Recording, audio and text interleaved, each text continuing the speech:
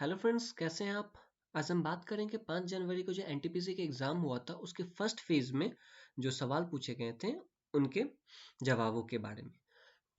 तो सबसे पहला जो सवाल था वो यह था कि 1913 में किस भारतीय को नोबेल प्राइज दी गई थी। तो रविंद्रनाथ टैगोर जी को दी गई थी साहित्य के क्षेत्र में। रविंद्रनाथ टैगोर जी पहले भारतीय थे जिनको नोबेल प्राइज दिया गया था। उसके बाद 1930 में डॉक्टर सीवी रमन को दिया गया था और ये दूसरे भारतीय थे और इनको भौतिकी के क्षेत्र में दी गई थी। फिर पूछा गया कि भारत का सबसे पुराना बांध कौन सा है। तो कललनई डैम जो है वो आपका सबसे पुराना बांध है जो तमिलनाडु में है और कावेरी नदी के ऊपर में बनी हुई है। यह 100 बीसी से लेकर 100 एडी के बीच में बनी थी।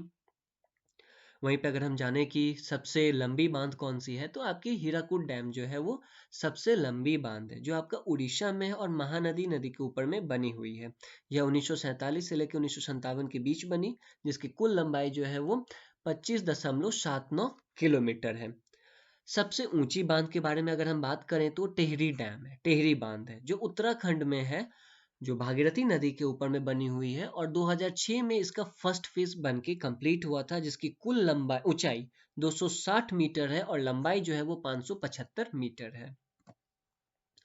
फिर पूछा गया कि पूना पैक्ट कब हुआ था। तो वहां पे ऑप्शन था जिसमें आपका 1932 जो था वो सही आंसर था। लेकिन अगर एग्जैक्ट डेट के बारे में हम जाने तो 24 सितंबर 1932 को पूना पैक्ट या पूना संधि हुआ था, है ना। पूना संधि इसका इसलिए नाम पड़ा क्योंकि ये जो संधि था वो पुणे की यरवदा सेंट्रल जेल में हुआ था और दादा साहेब भीमराव अंबेडकर एवं महात्मा गांधी के बीच हुआ था। फिर वहां पे पूछा गया था कि हीरा की खान क्या है, कहाँ है। तो पन्ना मध्य प्रदेश में हीरा की खान है। फिर जो सवाल था वो था कि फीफो का फुल फॉर्म क्या होता है। तो इसका फुल फॉर्म होता है फर्स्ट इन फर्स्ट आउट, है ना। ये होता क्या है, तो यह जो है एक संपत्ति प्रबंधन और मूल्यांकन पद्धति है ना। इसमें क्या होता है कि जो भी उत्पाद को पहले बनाई जाती है उसका उपयोग पहले ही करना है ना। चाहे उसको बेच के कीजिए, आपको किसी भी तरह से पहले ही उसका उपयोग करना है। पूछा गया कि खानवा का युद्ध कब हुआ था। तो वहां का जो ऑप्शन था वो 1527 आपका सही ऑप्शन था। अगर एग्जैक्ट आंसर के बारे में जाने तो 16 मार्च 1527 को राजस्थान के भरतपुर जिले के खनवा गांव के पास लड़ी गई थी। यह जो युद्ध था वो बाबर, मुगल सम्राट बाबर और मेवाड़ के राजपूतों के बीच में लड़ी गई थी, जिसका नेतृत्व कर रहे थे राणा सांगा। इनका नेतृत्व कर रहे थे।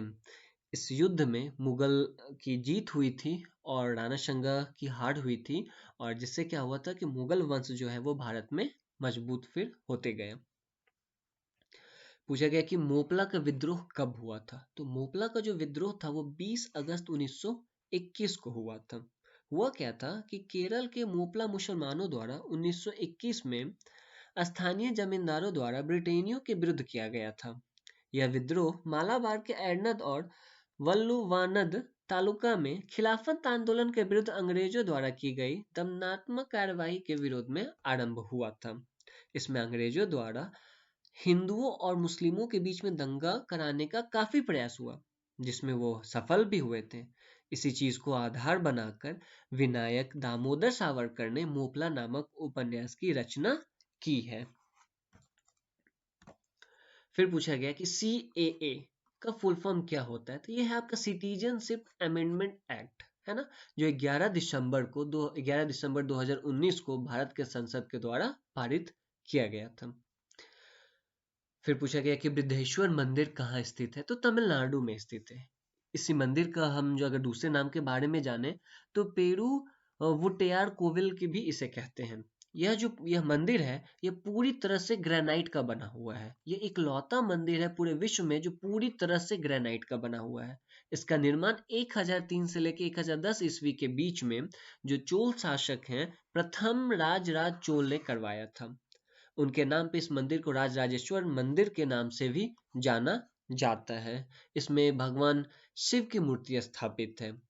फिर कही गई थी कि IMF का 190वां देश कौन है। तो इसका सही जवाब है अंडोरा।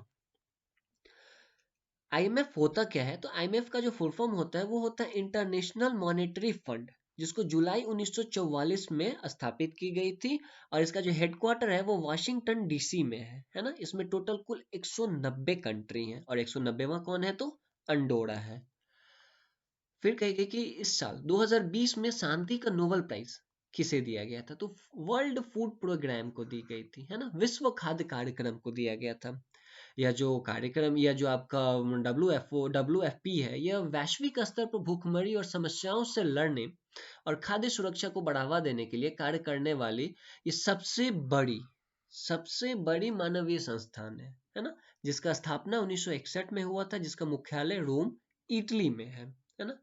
फिर पूछा गया कि सीएम ऑफ गोवा, गोवा के चीफ मिनिस्टर कौन है, मुख्यमंत्री कौन है, तो जो सही जवाब था प्रमोद सावंत, जिनका पूरा नाम है प्रमोद पांडुरंग सावंत, है ना।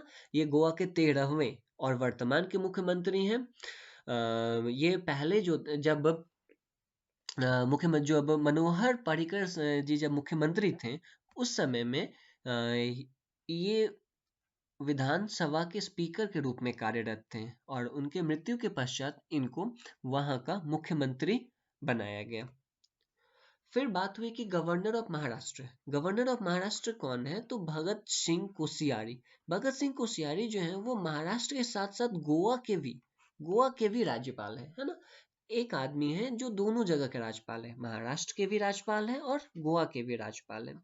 ये शुरुआती के दिनों में ये आरएसएस से जुड़े हुए थे, और साथ ही साथ ये भारतीय जनता पार्टी के राष्ट्रीय उपाध्यक्ष के रूप में भी कार्य किए हुए हैं। फिर पूछा गया था कि बजट कब पेश होता है, तो बजट जो है वो फरवरी के पहले कार्य दिवस को पेश होता है। इसकी पूरी तरह से विवरण जो है वो अनुच्छेद 112 में दी गई है, और भारत के वित्त मंत्री के द्वारा संसद में इसको पेश किया जाता है। 2016 से पहले बजट जो था वो फरवरी के अंतिम कार्य दिवस को पेश किया जाता था, और 2016 के बाद से इसे कब पेश किया जाता है, तो फरवरी के पहले कार्य दिवस को में पेश किया जाता है। पूछा गया सवाल है कि brand ambassador of La Liga के ब्रांड एम्बेसडर कौन है, तो ला लीगा है क्या, तो ला लीगा जो है वो आपका एक स्पेनिश फुटबॉल क्लब है ना, स्पेनिश फुटबॉल क्लब है। वह क्लब भारत में अपने प्रचार के लिए क्रिकेटर रोहित शर्मा को अपना ब्रांड एम्बेसडर घोषित किया था, है ना। और ये जो है वो तकरीबन 90 साल के इतिहास में पहली बार कोई गैर फुटबॉलर खिलाड़ी उनका ला लीगा फुटबॉल क्लब का क्या बना, तो ब्रांड एम्बेसडर बना, जो एक कौन है तो क्रिकेटर है ना। फिर पूछी गई कि सीड ऑफ सैफरन बुक किन्होंने लिखी है, तो इसका सही जवाब है शवा नकवी, है ना। ये जो बुक है वो मूल रूप से 2018 में प्रकाशित हुई थी, और इसका पूरा नाम है, आप इनके नाम से पूरी तरह से जान सकते हैं किताब में क्या होगा, seeds of saffron from Vajpayee to Modi, है ना। वाजपेयी जी के समय से लेके मोदी के समय तक कैसा ये समय रहा, किस तरह से देश का माहौल था, कुछ इसके बारे में यहाँ पे बताई गई है। वहीं यहाँ पे पूछा गया था कि बुझा हुआ चूना का सूत्र क्या होता है, तो बुझा हुआ चूना का सूत्र होता है CaOH का होल ट्वाइस, मतलब कैल्शियम हाइड्रोक्साइड इसे कहते हैं हम, है ना, जिसको हम कास्टिक चूना के नाम से भी जानते हैं, है ना। और वहीं पे अगर हम जाने कि क्विकलाइम क्या होता है, तो क्विकलाइम होता है कैल्शियम ऑक्साइड, जिनको हम बिना बुझा हुआ चूना या दग्ध चूना के नाम से जानते हैं, है ना। सवाल थे कि केसर का राज्य किसे कहा जाता है, तो केसर का राज्य जम्मू कश्मीर को कही जाती है ना। अंतरराष्ट्रीय नृत्य दिवस कब मनाई जाती है, तो 29 अप्रैल को अंतरराष्ट्रीय नृत्य दिवस मनाई जाती है।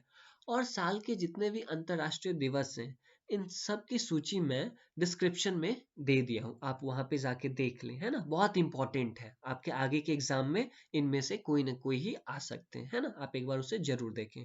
फिर पूछा गया था कि खिलाफत आंदोलन कब हुआ था, तो 1919 में आपका खिलाफत आंदोलन हुआ था। ये तो था आपका एनटीपीसी फर्स्ट फेज था 5 तारीख का। हम सारे फेजेस के लाएंगे, अलग अलग डेट के भी ला रहे हैं, सेकंड फेज के भी लाएंगे, मैं 5 तारीख का जो सेकंड फेज था वो भी लाऊंगा। बस आप लाइक कीजिए, सब्सक्राइब कीजिए, अपने दोस्तों के साथ शेयर कीजिए, और अपना ख्याल बनाए रखिए। Thank you.